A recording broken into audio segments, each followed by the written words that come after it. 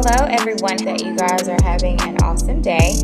My day is going amazing, but I wanted to get on here to just talk a little bit about healing and just encourage someone and to remind you if you already know, or just to enlighten you if you don't, is that we have the power to heal ourselves. God, of course, is the ultimate healer. The word says that by his stripes we are healed. But as we are here on this earth, we have to learn how to take practical steps to manifest certain parts of our healing journey. Now, of course, I do believe in God healing and miracles taking place in the body of someone that maybe isn't able to do that, or isn't able to, or capable of manifesting their healing or taking. I do feel like it's important for us to understand that if we are capable of doing things, then we too have to make practical steps sometimes to catapult our healing process. And so what does that look like? So, for example, I've been doing a lot of research, a lot more research, because I've always been very intrigued with the brain and how, it pertains to like different behaviors. That's always been an interest of mine. That's why I have a psych degree, right? And so, but even more so now, I'm even more so intrigued because I'm learning that Christ has really created us to be very creative, and the body can absolutely do anything. We can heal from anything. We can rewire our brain, the plasticity in our brain. We can, rewire things in our thought process and the way that we respond to things. I just wanted to make a quick video to remind you that you have the power to heal from absolutely anything that you're going through. I can remember, and maybe some of you can relate, I can remember years ago, as a teenager, as a young adult, just not having any control over my thoughts. Like everything that came into my mind, I accepted it. And I didn't know any other way. I didn't know that I had control over those thoughts. I was never explained that. I was never given practical steps to take charge of that. And so literally every thought, from different experiences, from traumatic experiences, from everything that I had gone through, I would have different thoughts about those experiences, about myself, about my family, about just so many different things. And I would accept everything because that's all I knew to do. I didn't know that I had the power to denounce or reject those thoughts. And so, as Christians, it's important for us to educate the Christian community as well as everyone else in this world. Of course, the Bible, we have scriptures like, be ye transformed by the renewing of your mind. This warfare, we wrestle not against, what is this scripture? We wrestle not against the flesh and blood, but against principalities. You know what I'm trying to say. World. So those things, right? Those scriptures, I can do all things through Christ who gives me strength. Several scriptures that we have been told to read and recite. However, even though I did those things, I never knew, I still didn't know the power truly of healing. So, of course, the Bible is a great reference point. However, we have to get better in the Christian community on educating people on practical steps. I understand,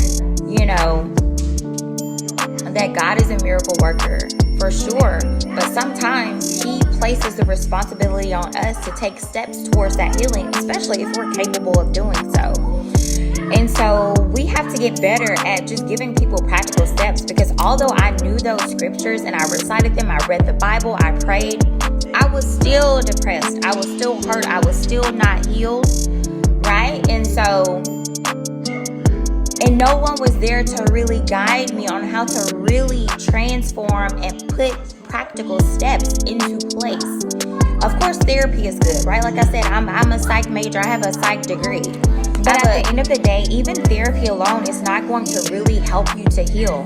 You're gonna have to put in some practical steps. If you're given practical steps to do through therapeutic services, then you need to make sure that you're doing that. It is your responsibility. And if you're not giving practical steps through therapeutic service, you need to make sure that you're seeking out a mentor or a coach or someone that can actually help you to go through those steps to create your own healing process. It's so very important. I think a lot of times people are looking for a quick fix, and this thing is not a quick fix. I've learned that it's an ongoing process. Like, we're going to forever forever developing ourselves personally and learning and growing and healing. And it's not an overnight process.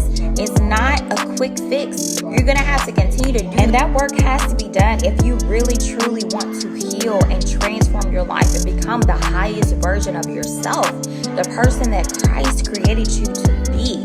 Because life brings about so many different things that alter our thinking, traumatic experiences. It's all dumped on us, and it prohibits us from really truly healing and being the person that Christ created us to be, that higher version of ourselves, because we're holding on to these past traumas and this hurt and this pain, and we need to really catapult our healing so that we can become that higher version, like I said, that person that Christ created us to become. And the only way to do that is to start your healing process. So I encourage you today to start your healing process. If you don't know what that looks like, let's connect. I didn't realize until a few years ago of the effects of so many traumatic experiences that I had gone through since I was a child. I didn't realize that until a few years ago of how much trauma I have faced. And it made so much sense for the stinking thinking that I had. So I had to get to a point where I was like, no more excuses, no more pointing the finger. It doesn't matter who did what or who didn't do what when I was younger. What matters is I am responsible for my own healing process, and so I'm going to do that with the help of Holy Spirit. So I encourage you today that you don't have to accept every thought that comes into your brain. You can denounce it, you can reject it, and send it back to the sender. Throw it away. Praying is great. Going to church is great. Having that fellowship is great. But when you walk out of those doors, you definitely need to make sure that you're catapulting your own healing process behind the closed doors, on your knees, praying, whatever you need to do, affirming yourself, visualizing the person that you want to become, working through those things that you know are holding you back, acknowledging that, being aware of what you're thinking about. You got to do that work. You have to do the work. And it's going to start with you. You can have 50,000 preachers pray over you and come prophesy at your house. But if you're not doing the work yourself, it's not going to take place. There's no quick fix for this thing. So you have to do the work yourself. So be encouraged and get to work.